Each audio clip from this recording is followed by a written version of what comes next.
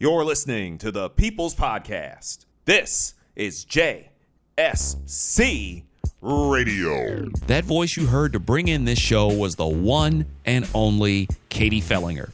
For those of you who happen to live in and around the Philadelphia area, or maybe lived in New York at some point in time in the last decade, 15 years or so, you know who Katie is. Katie was, up until just a little more than a week ago, she was the morning meteorologist, the morning weathercaster, whatever you want to call her, on CBS 3 KYW television here in Philadelphia.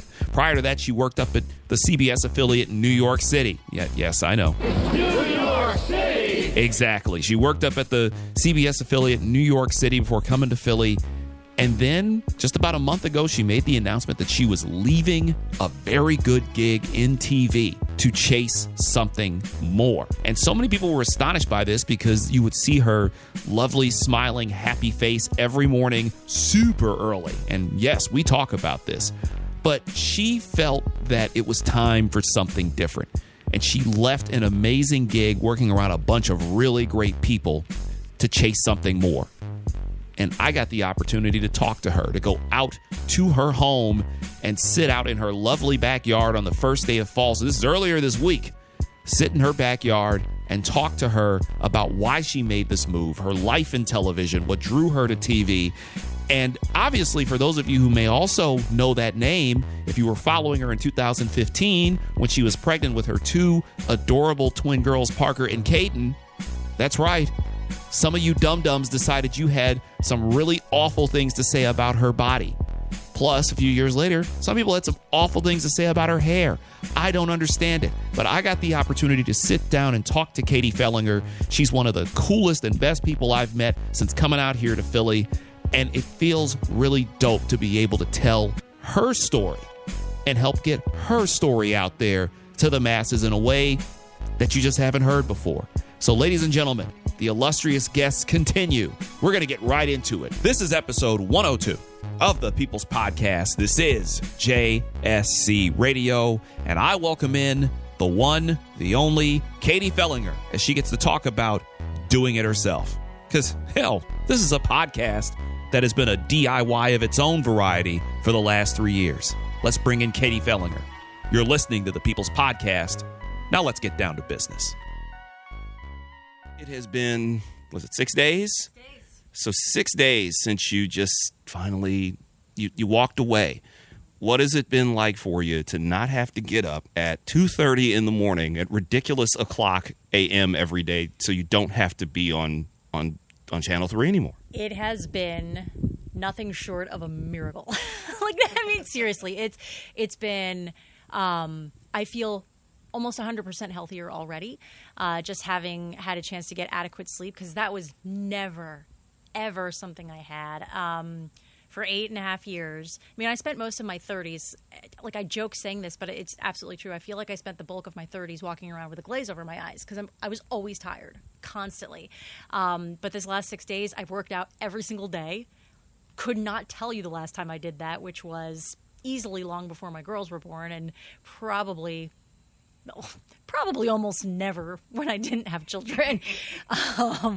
But I'm still getting used to the routine because I don't quite have one yet. This is totally foreign to me to have children to take care of, but also adequate rest. So, I never really had what I'd call a solid routine since the girls were born, just because things are always changing in the way you have to care for growing babies. But so far, I feel like I'm riding a wave, and it's all good. You were there for 8 years, and you became as synonymous with CBS 3 in the morning. Even before I came to Philly, I had an idea of who you were because I have a few friends who were out here in Philadelphia, and when I moved out here, it's like, okay, so this is the Katie I've heard of, and I think at the time it was a slightly different crew who was there to begin with.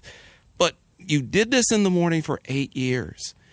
When did you realize that you what was the day? Was there a moment? You hit this epiphany where it's like, yeah, I can't do this anymore? So there is one, what I would call straw that broke the camel's back for me, which I'll tell you about in a second. But a decision like this comes over a really long time and with a lot of compounding things that happen, right? So I mean, we don't have to get into all the frustrations, but I definitely had some work frustrations. I had obviously some concerns about just my overall health because I was always tired. And I can't tell you the amount of times that I would convince myself that I had some sort of a health issue, but it turned out I was really just tired and stressed.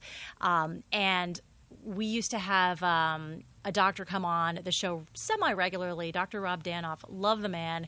But I would seek out free medical advice from him every time he would come on the show because he's right there. And I'm like, say, doc. And he was so great about it. But there was one time in particular where I was just so stressed and so tired.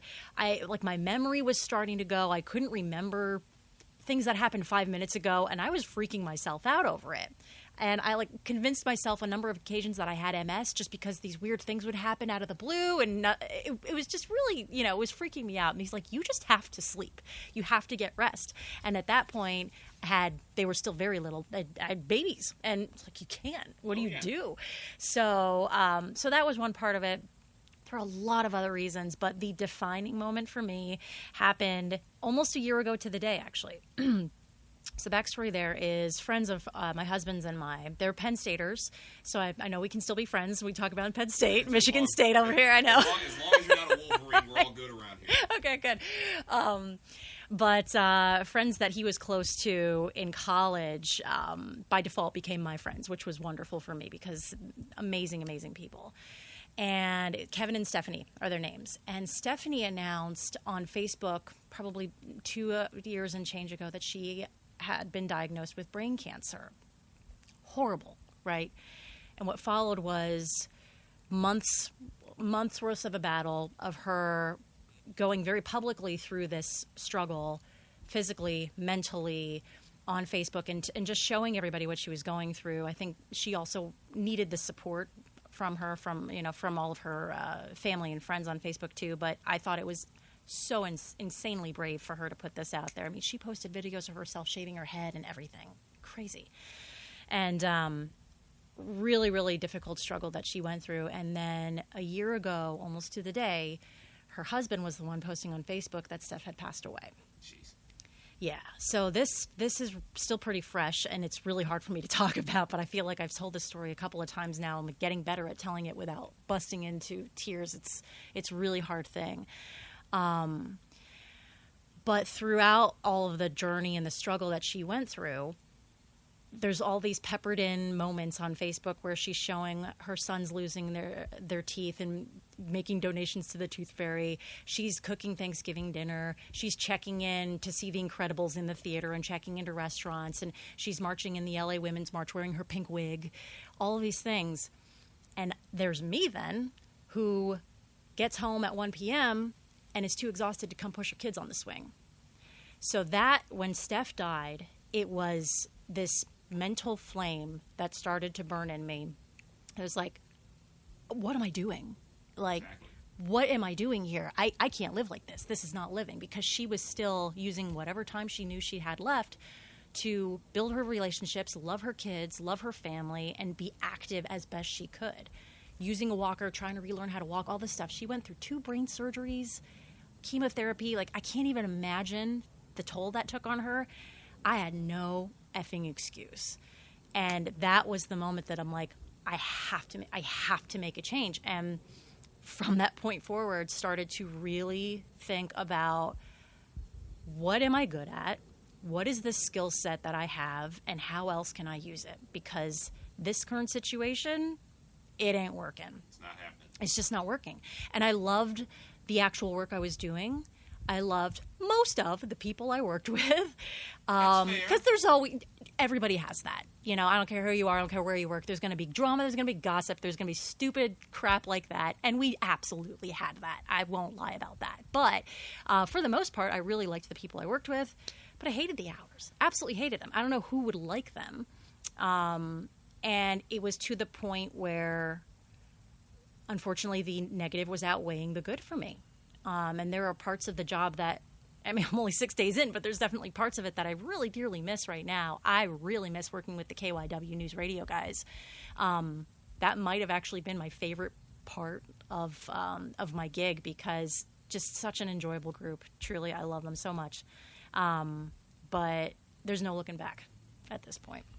It's interesting because obviously when I first came out here to Philly, and for those who hear this podcast, they go back to the very early days of this thing where I would often do my show because I was producing at a different station, but I was doing morning. So we're up at the same time. Yeah. And I remember I would come into work at that station, and I would see the CBS 3 van because Trang was normally out in the streets then too, and that's how I first met her. She was doing a stand-up, and my car pulls into the parking lot. I have to kind of step around to make sure I don't walk through her shot and anything, and we ended up just talking, and of course she's amazing, and I would always watch you guys, and I would get it a lot too because those hours kicked my ass. They destroyed me because I came up as a night owl. I was working evenings. I was doing late nights.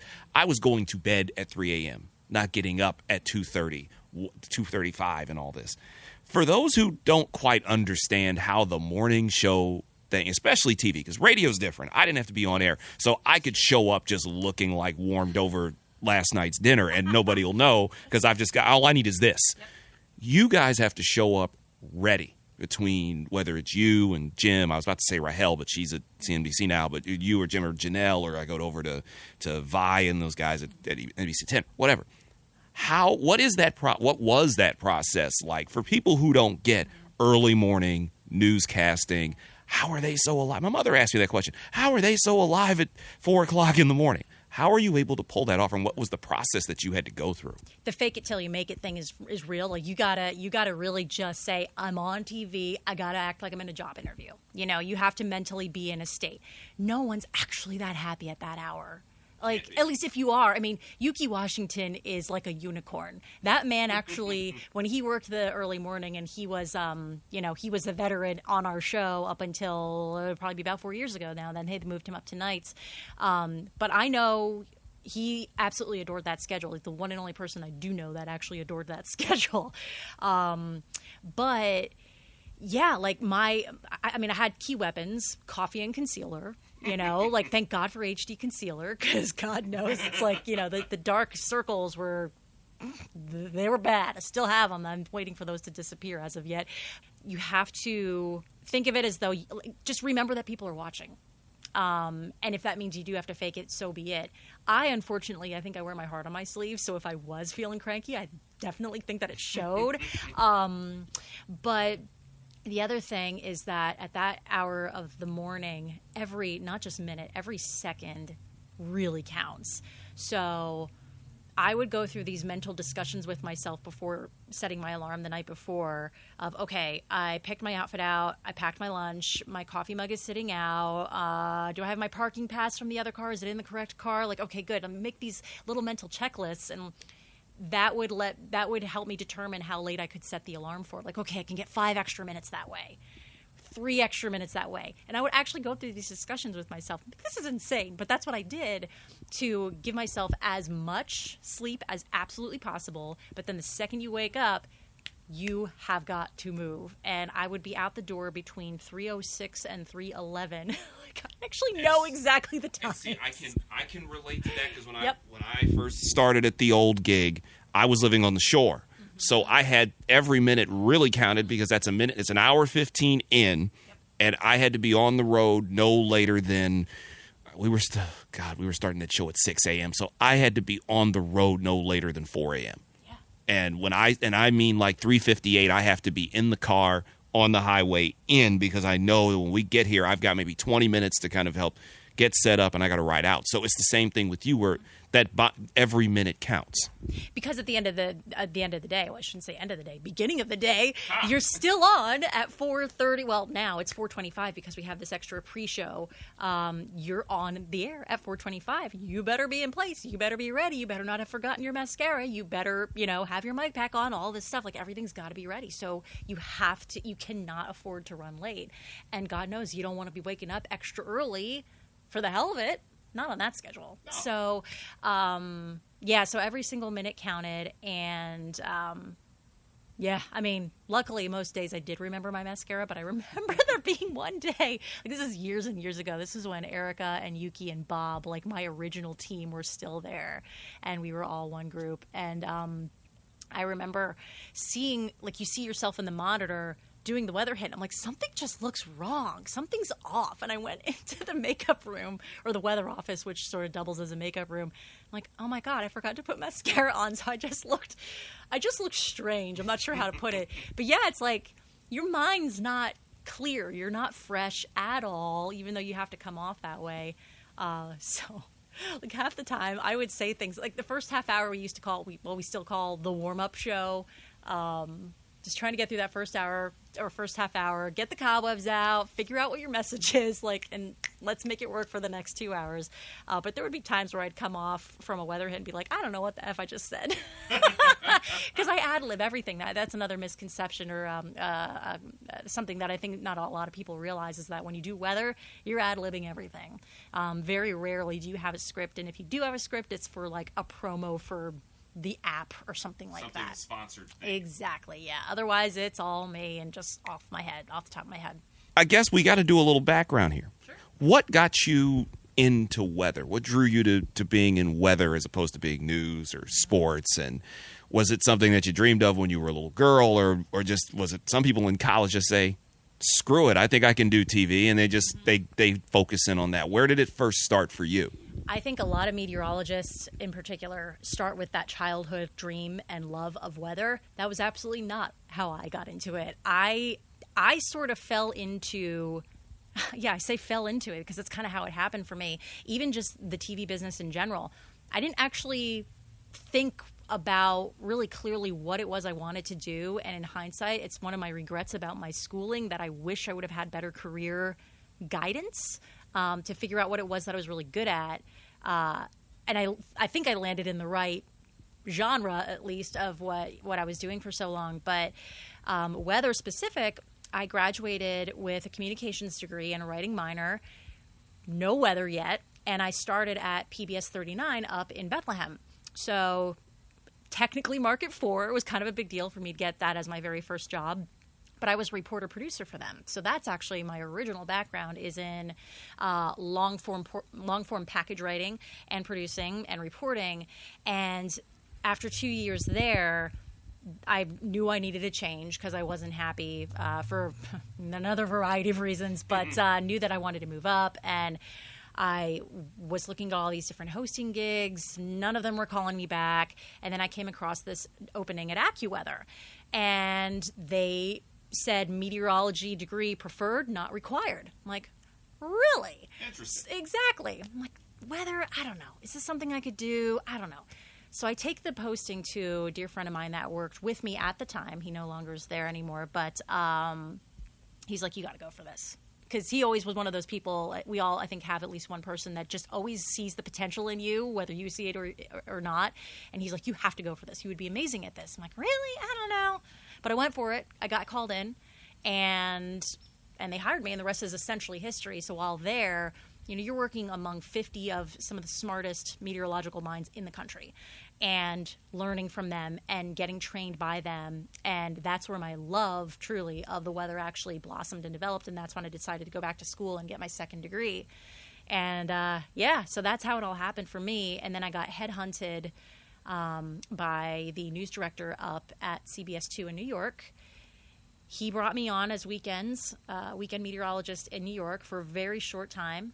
And then I almost sometimes feel like I was a pawn in his game because 5 months later I was getting shipped down I-95 to KYW to be the main morning weather anchor. So it was a lot of moving all in 1 year for us, but that's where the journey took me and how the love of weather came into it all. You managed to be able to work both first around the perimeter of Market 4, then up to New York City, number one, then back down into Philadelphia. So you only worked in top 5 media markets, which is not the thing that normally those of us who are in the business hear. It's that you gotta climb, you gotta start at the bottom. I started at Market 112, Lansing, Michigan. My cousin was in Lawton, Oklahoma. I think that was 146, and now she's in Little Rock, Arkansas, which is a step up.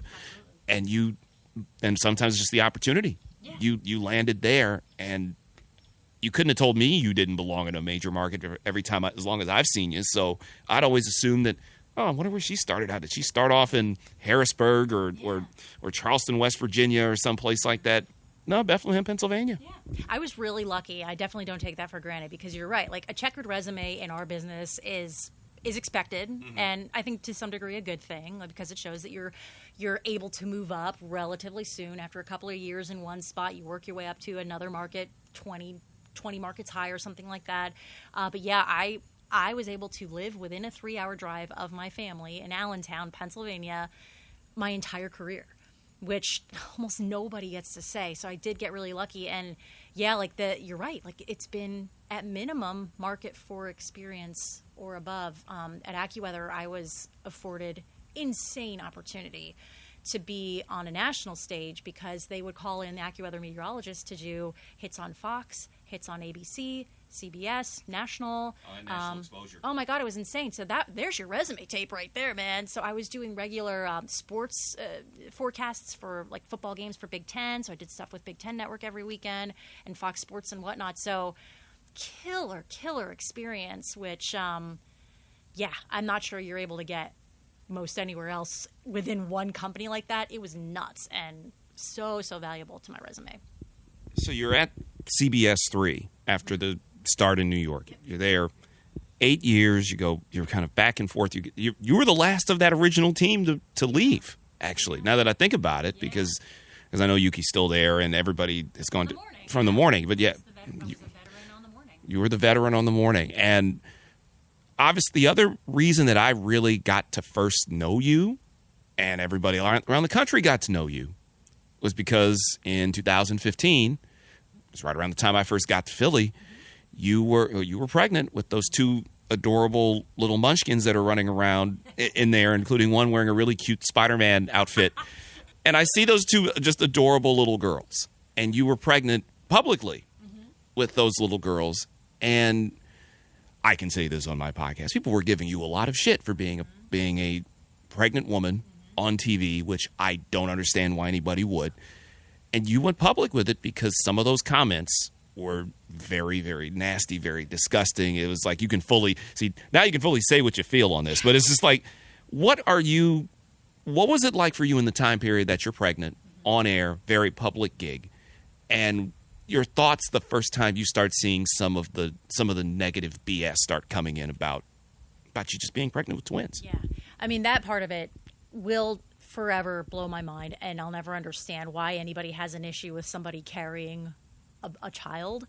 Because at the end of the day, that's how we're all here. Like, there's no reason to shame that because how do you think you got here? You know what I mean? Exactly. So that part of it is so strange and bizarre, and I'll never get that. But on a personal level, you're hurt by it. Of course you're hurt by it because you're doing, like we've discussed already, you're just doing your damnedest to get on the air at 4:30, let alone try to look your best. That part's hard enough when you've got the dark circles and the bags under your eyes.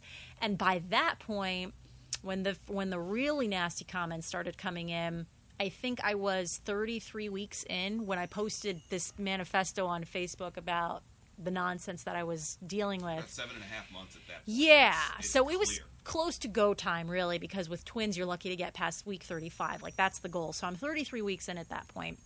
And it was huge. Like, I know it. I was huge. I looked like a house. But I was fine with it. I was fine with that because the bigger my belly got, the healthier the pregnancy would be. Because twins almost always come out smaller than the average baby does when you carry a singleton versus multiples. So I was like, let me get as huge as I need to get because it's their health at the end of the day. That's the important thing here. But yeah, I mean, I'm literally waddling into work, 20 extra minutes needed on the alarm, believe it or not, just so that I could have the time because I was so slow at that point. I'm, so slowly walking in. There's no way I could rush anymore. And so yeah, it just hurts your feelings in the beginning. And then the one that put me over the top, and this was a woman, mind you, that said this to me. Very passively, though. I don't think she thought that I was reading the comments on my Facebook page.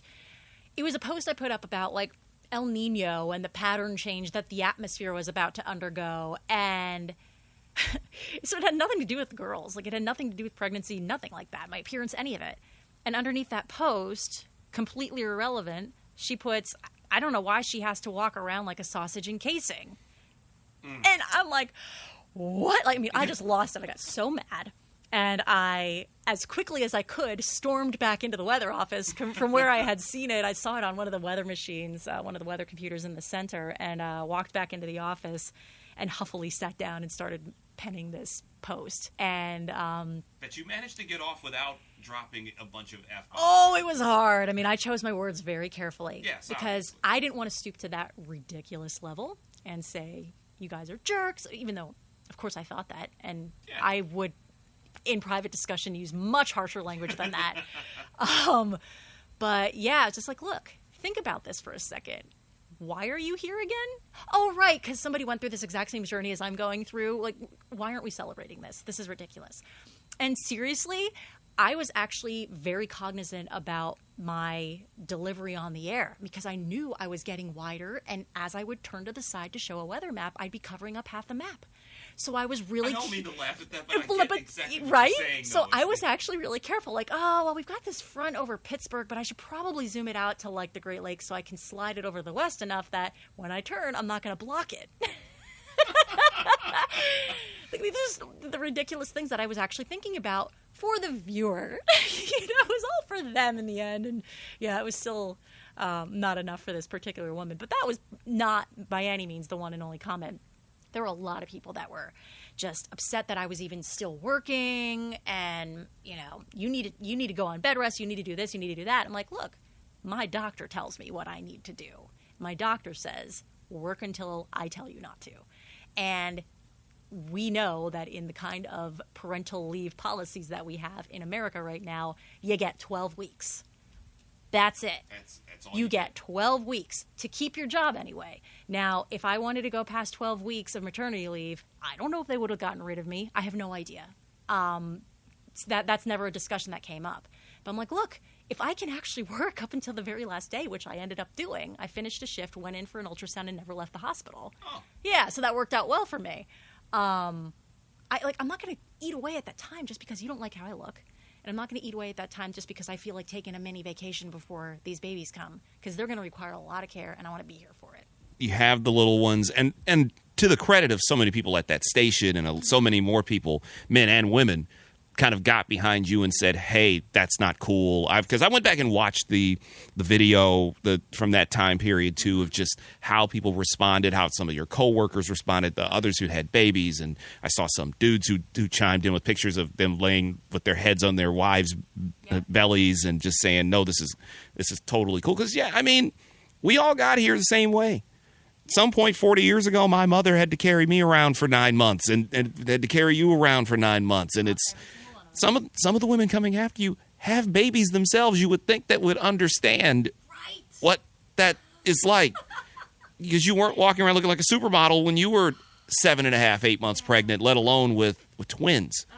It's all so ridiculous, yeah. And I was kind of damned no matter what I wore, too. Like, people got angry that I was wearing form-fitting maternity dresses. People got angry when I would wear loose-fitting maternity dresses. Like, what am I supposed to do to make y'all happy? And at the end of the day, you'll never please everybody. I think we can all understand that, but it's like, just knock it off already. Like, people are so upset about it. I have no words for it because it just blows your mind.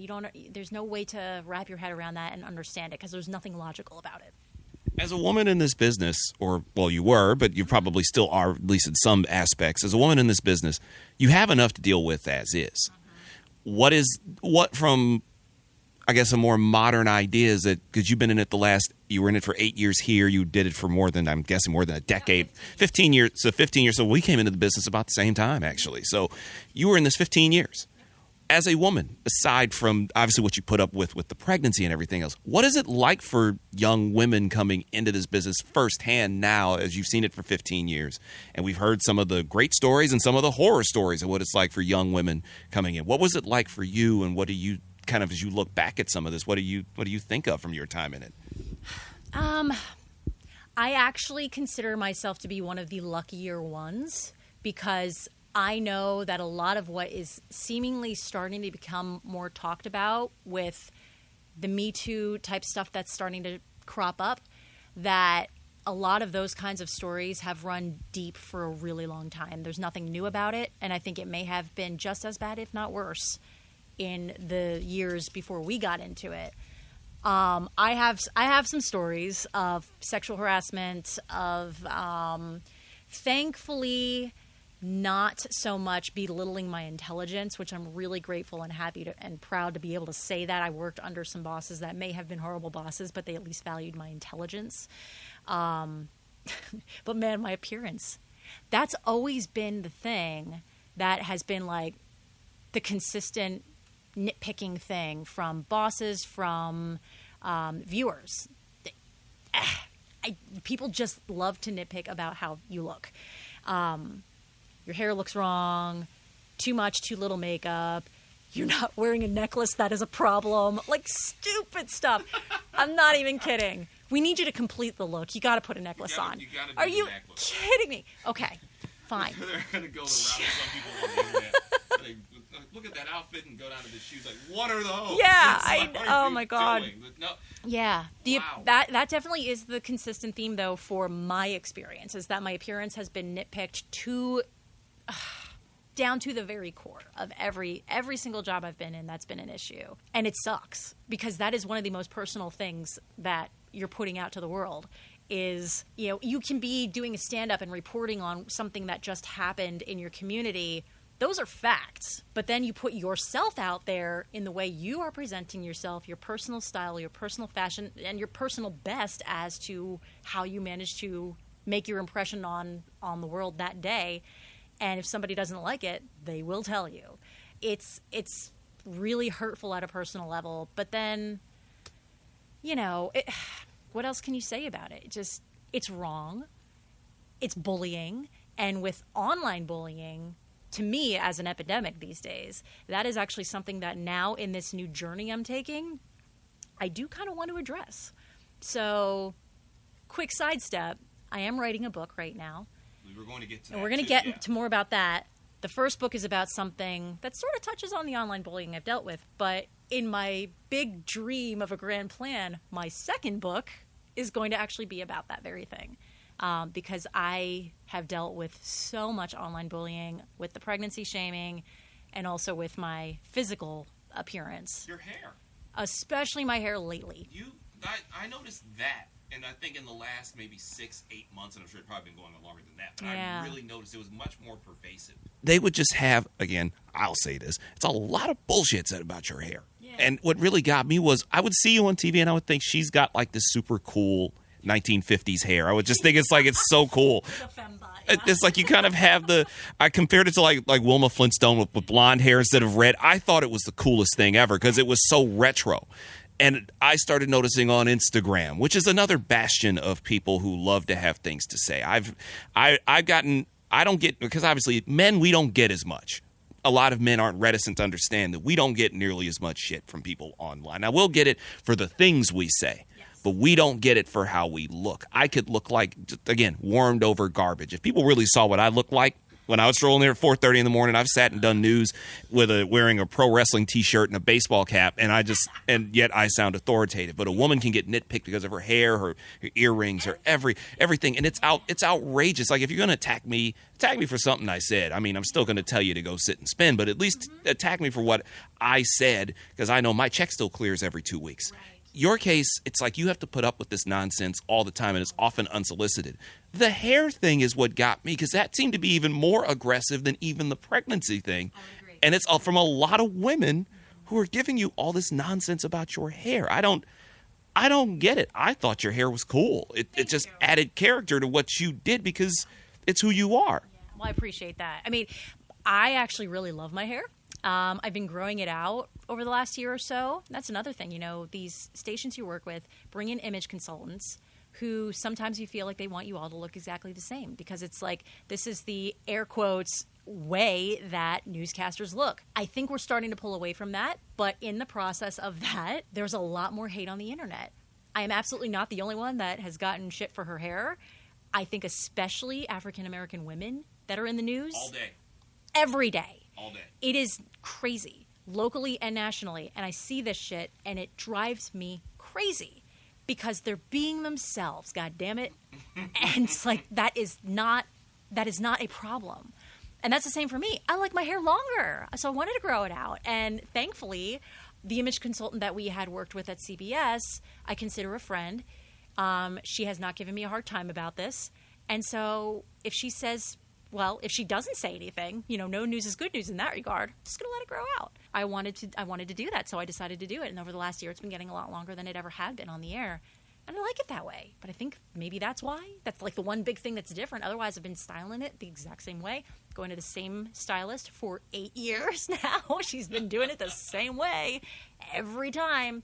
But yeah, people thought I was wearing a wig and, sending like the disgusted looking emojis and all this crap. And it's like that, believe it or not, actually hurt me personally more than the pregnancy shaming. Because again, like that's something that I actually attempted to make look good that morning, and now you're just shitting all over it. When I was pregnant, there was nothing I could do about that. Like the size was the size it was. There was nothing I could do nor would do to try to change that. Yeah. I wasn't going to stop eating. Like, you know what I mean? Like there's nothing you could really do to change the situation. It's like, well, this is what we got, sorry. Yeah. But with my hair, it's like, oh, I guess I could have not teased it as much, or I guess I could have. You start to have these questions that roll through your mind, whether they're warranted or not. But yeah, I probably shouldn't respond to these people, but that is twofold for me. Partly, I can't help myself because I am emotional and I act in the moment sometimes, regrettably. But the other part of it, too, is that I really do believe that there is an epidemic of online bullying. Oh, absolutely. And what's it going to take for it to stop? I don't think ignorance is the answer. Because, you shouldn't mind what the people say. Ignore them. To some degree, I agree with that. But by the same token, how are we ever going to stop this unless we have a discussion about it? You've had to combat a lot of that. And I know with what you're doing with your next venture with the YouTube videos. And I want you to go more into that, too. Like, in terms of the DIY videos, has DIY always been a thing for you? And also, what kind of led you to want to put it on video? Because as I look around here, and as I've noticed, is that you've got a fireplace sitting right here, and I know at some point that was probably a stack of loose leaf paper and some glue that has turned into this amazing thing that's sitting here. What led you to become more of the DIY type person, and also what inspired you to want to put it on YouTube and do videos? So I'll start with the most recent first, which is the YouTube stuff. So my channel is Katie Fehlinger DIY, and the YouTube channel was more than anything just this grand experiment because I knew that there was some opportunity on YouTube. I wasn't quite sure how much until I really started diving deep into it. So I call it this grand experiment of me, knowing in the back of my head that I wanted to take a big leap career-wise, using that channel while I was still employed as sort of, again, an experiment to see what could I build here. So I started learning not just smart video delivery on that platform, but I also started learning about how to use it for email marketing. I started learning how to use it for just brand building and all of those kinds of things, and just see what could I actually do on my own, solopreneur as they call it, or one-man band as they call it in our business, and see what I could really do. And I was able to build, I think in 6 months, 15,000 subscribers. So I'm like, okay, this is awesome. The DIY subject matter, though, that is a lifelong passion, man. Like I've been doing that since I can remember. I always loved any kind of arts and crafts as a child. Again, as long as I can remember. I come from a family, particularly my mom, who loves all of that kind of stuff too. But she's an amazing stitcher in every sense of the word. She knows how to sew. She knows how to quilt. She knows how to do any kind of embroidery, knitting, crocheting, all of it. And she's taught me how to do all of that. And I have, just because of that, developed a passion of my own, because I think part of it is the nostalgia, but also I actually really enjoy it. I find it very stress reducing, which is something I've needed a lot the last few years. And then the rest of the DIY stuff that I cover, I mean, I do everything from tutorials to showing you specific techniques like how to spray paint to just giving you ideas on design.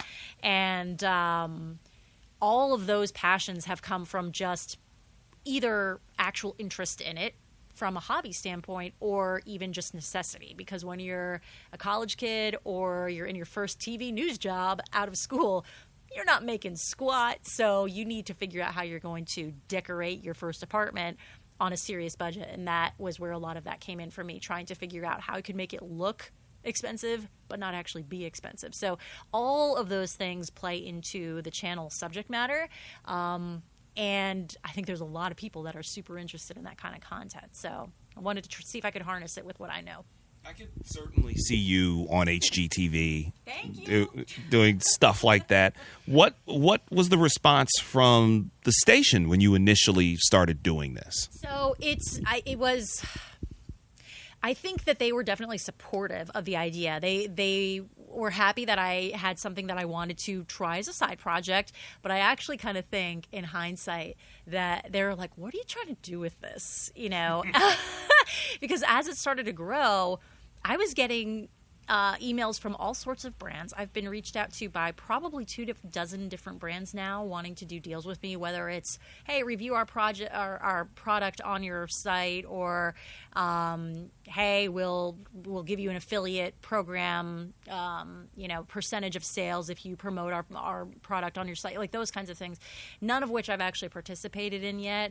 But yeah, those kinds of things are starting to roll in, and I think that they kind of were starting to cock their head and question, like, what are you trying to do here? Because I wasn't really sure at the time what I was trying to do. I didn't have this idea of an end goal with it. I really just kind of wanted to see what I could build, not what I could eventually turn it into necessarily. So they were as I as corporate policy would allow. Let's put it that way. Does that make sense? Yeah. I can relate to that feeling, especially I started doing this in 2016, and I had moments where some people I worked with really liked that I was doing this and they got a kick out of what I was doing, but then some other people were kind of like, so what is he really trying to do here? And it is interesting because we're in that age where now people are starting to do more for themselves. They're doing it themselves, and you have to do the DIY thing, and it has become kind of like the next frontier, really. And in terms of being able to do media where you've got all this experience on TV, and it certainly helped that you have a built-in fan base coming in. You get 15,000 subscribers off rip like that. That's a good base, because I know how YouTube algorithms work, because we're building the things here with JSC. By the way, it's bit.ly/JSCTube. This interview will end up on the site, by the way. Please do, and definitely support hers. And when I see what you do, is there a particular DIY project that when you do it is just like that's particularly memorable? One that was either super difficult, or I know a recent video of yours, you kind of went behind the scenes a little on it, where I think you were making a pillow and you were ironing something, and all of a sudden in come the two little ones who wanted to come play with you or something. And what is that like? Are there any memorable DIY projects, either ones that turned out really well, or you're just like, oh no, this didn't turn out good at all? Like, what's the success rate on some of these? Oh, I mean, that's the other thing with DIY, is that you have to expect that there will be mistakes. But yeah, like I mentioned, everything I'm doing is one-man banding it. So I don't have a private studio set up or anything like that. I film the on-camera sections and the VOs, the voiceovers, in my garage, which we're sitting next to right now. So this is like totally rigged, everything is completely done at my home for the most part. Actually, everything I've put up there so far has all been filmed here at my house. So yeah, like distractions get in the way. Toddlers come walking into the shots, and that's the magic of editing.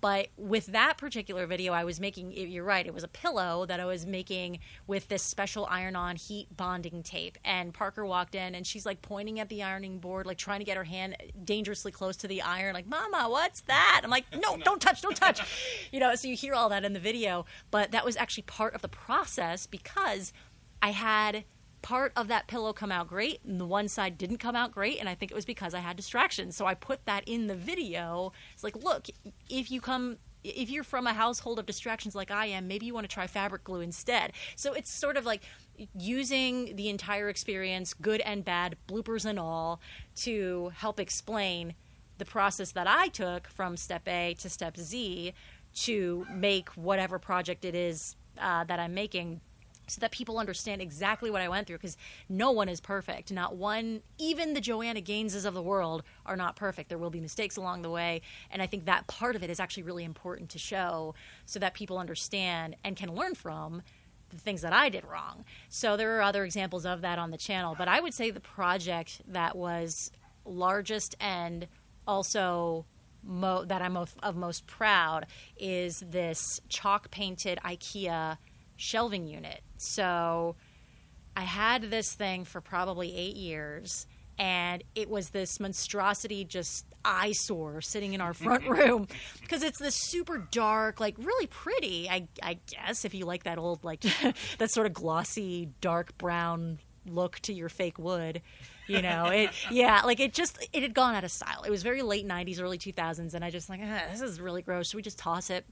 I thought, you know what, I could probably repurpose this. So I did this whole chalk painting tutorial. It probably turned into a 17-minute video because there was so much to cover, and it was a huge, huge project, and that came out awesome, and I was really proud of it. So that's my biggest project, and then one of which I'm most proud. But yeah, there weren't too many mistakes on that one, thankfully. But that's something I like to include because I think it's important to show people.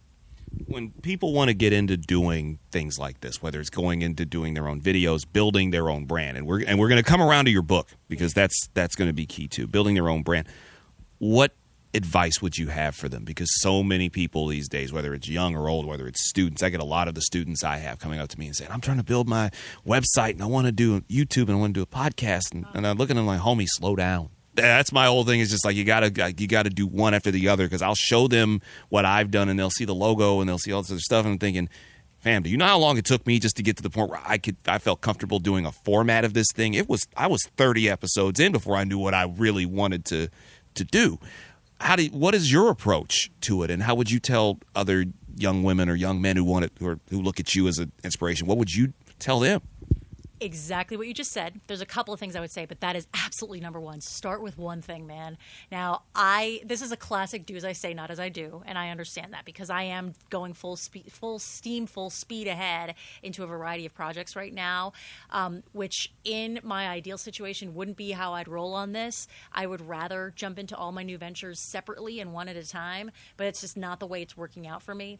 And I think that there's important value on each and every one of these. But if you have that situation where you can just start with one, that is so, so important. Master the one thing. Master your podcast, or master your YouTube channel, or master getting that first manuscript of your book done before you jump into anything new, because once you got to start small to blow up.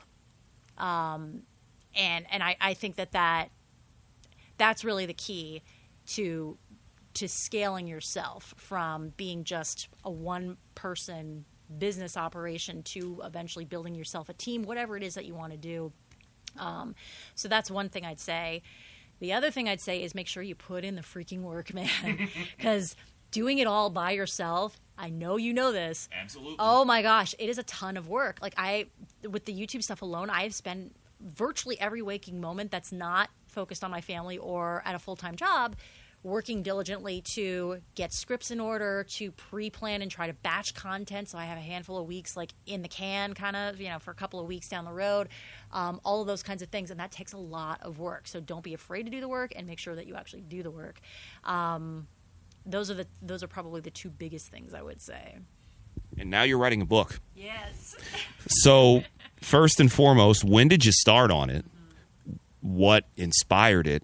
And how is it coming along? So it's actually coming along pretty swimmingly. I'm actually quite proud of myself. Over the summer, I've written 30,000 words in my spare time. In what spare time do you get? Yeah, so I'm very proud of that accomplishment. My goal is like 40,000 words. So it's, it might end up being more than that, but that would basically be the equivalent of The Wizard of Oz in length. So that's kind of what I'm basing it on, funny enough. But the books... The whole premise of this thing is how I came to this huge life-altering decision to leave what I think a lot of people from the outside looking in would consider like the dream job, a perfect existence, and completely abandon it and set off on my own with nothing but uncertainty at the onset. So it'll come in 3 sections. The first section is figuring out what's actually going to make me happy. Then the second section is all about the roadblocks that I faced along the way. And the third is going to be how I'm planning to move forward now that I'm on this new journey. And the working title of the book is My Happy Place, How I Became the Hero of My Own Story. And if you watch my YouTube videos, this was totally organic. It actually wasn't planned, but it kind of just worked out where I always have coined it as this is the channel that's dedicated to helping you make your home your happiest place. And as I started writing this book, I thought, this is really what I'm trying to strive for, is to just find my happy zone in life. And it just ended up working out really well. So it sort of all connects unintentionally, but perfectly. But yeah, that's where where the idea from it came from. And I do think that what I'm going through is very relatable for a lot of people because, the grind that we have to go through sometimes is really, really hard to battle. And if you really want to make some sort of a big life change like this, you need to have other examples of people that have done this before you. For me, it was the Rachel Hollises of the world. For me, it was, there's an awesome gal that I love on YouTube. Her name's Sunny Lenarduzzi.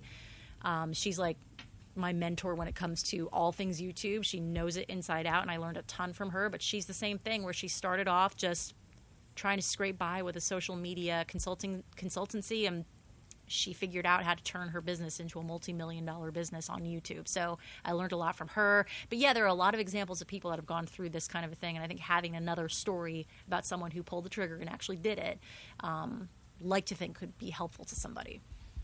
When you first thought about leaving and you came to the conclusion like, yeah, I got to do this, what was your family's reaction to it? My husband has been nothing but supportive.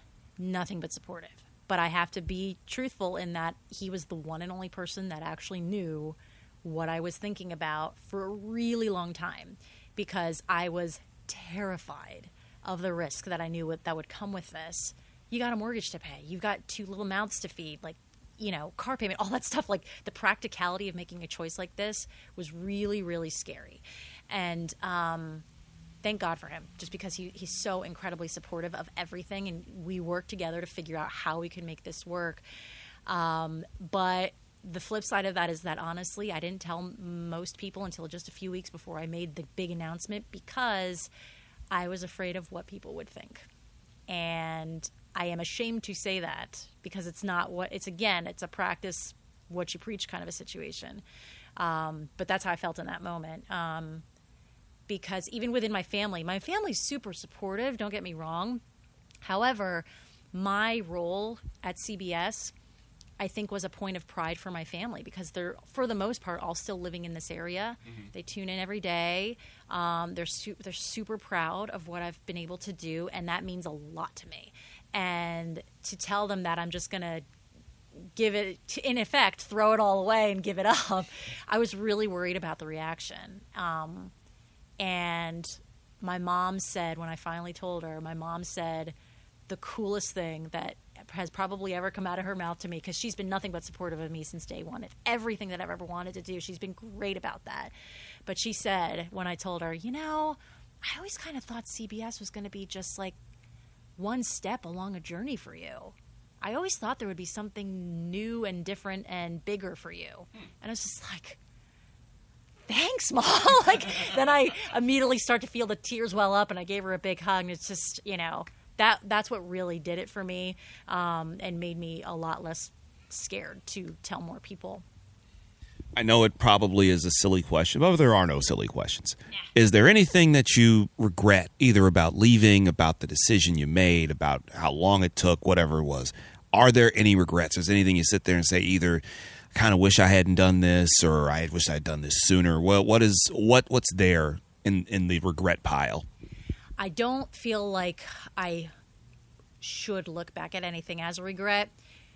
I think we touched on this before, that I if I could call it a regret, the one thing would be that I really wish that I would have realized much earlier on what my core genius zone skill set really is. and known that even before I went to college, because I ended up spending 6 years in college just figuring out what I wanted to do. I spent so much time and money changing majors, then transferring schools because I wasn't sure. Like I couldn't get a tight grasp on what it is I really wanted to do. And if I would have really known that going into it, I would have been able to pick the right major, which probably would have had some business component to it, and been able to figure it out from there. Do I look at my career as regretful, though? Absolutely not, because I think I was good at it. I don't feel like I've wasted any of that time. What's great is I can take all of that experience and now all of the platform that I've built for myself to now take it to the next step and to the next journey, and take all of this social following and all of these supporters, which I love you all, by the way. You have no idea how appreciative I am of you. I can take them with me, and it seems like a lot of them are really excited to come on the journey with me and read the book and keep following. So that's extremely exciting. When should people expect the book? That's a loaded question. Yeah, I mean, right now, again, I'd say I'm probably a good 2/3 of the way through it written at this point. I've got a lot, obviously, on my plate, a lot of big projects that I am working on, and I would like to think that, I can't promise, but I would really like to think that sometime in the first half of next year, it's going to be finally time to start putting it out there. Any last thing you want to say to someone who's kind of on this same journey, whether it's in TV, radio, whether they're in business, whatever it is, that they're kind of on the fence about being willing to make a move such as this, a major move? What advice do you have for them if someone's hearing this and they're thinking, damn, I want to do this, but I'm not quite sure, and what could I be leaving behind? I think the biggest hurdle I had to overcome from a personal mental standpoint was, what is it you want? It doesn't matter what anybody else wants. And you still have spouses, you still have children that you have to support. There are people in your life that matter, and you need to take them into account. But when it comes down to it, what is it that's going to make you happy? That's what should matter in that decision. And if it's not waking up and going into a 9-to-5 job, and it's not battling traffic every day, then rethink it. And for me, what that entailed was a real gut check, like a serious self-audit of, will this actually make me happy? I went through this whole last year making this choice, figuring out what path I wanted to take. There were a couple of months in there that I was convinced I should open up my own crafting workshop. And I eventually figured out that wasn't the right move. I shouldn't be buying a franchise. I shouldn't be going into another building every single day. Nah, I got to have more freedom than that. So you have to really think about, what are the core things that will make you happy? For me, it's being able to be creative, having opportunity to grow as a human and as a professional, and having that freedom more than anything. That was the key for me, because I felt like I was in a prison with my schedule. So that was what it was for me. And that meant that I needed to figure out my own business. And from the creative and the growth side of it, there's a ton for me to learn now. And I can still be very creative in all of these paths that I'm choosing to go down now. So it seems like it's finally the sweet spot professionally for me to be pursuing. So you got to figure that out for yourself. And then the rest needs to just sort of be reverse engineered. Figure out how much money you really need to make at the onset per month to be able to sustain that. So you might be side hustling for a long time before you can really break free.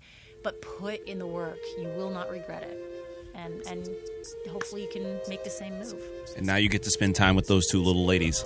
A ton more time with those two little ones. I am so excited to get to wake up with them every day, because any parent that's got little 4-year-old or 3 or 2-year-old children can appreciate that it's those first few hours when they wake up that they're at their happiest. And getting to wake up with them every day it's everything to me. It really is. So while I've got all of these other projects going on, and it's about as much work right now, if not maybe more than what I had been doing, I'm here for it. So I get to see them, believe it or not, as much, if not more, than I ever used to. So it's all good, man. Katie Fehlinger, thank you so much for this. And thank you for welcoming me into this beautiful home of yours. As we're sitting here on one of the first day of fall.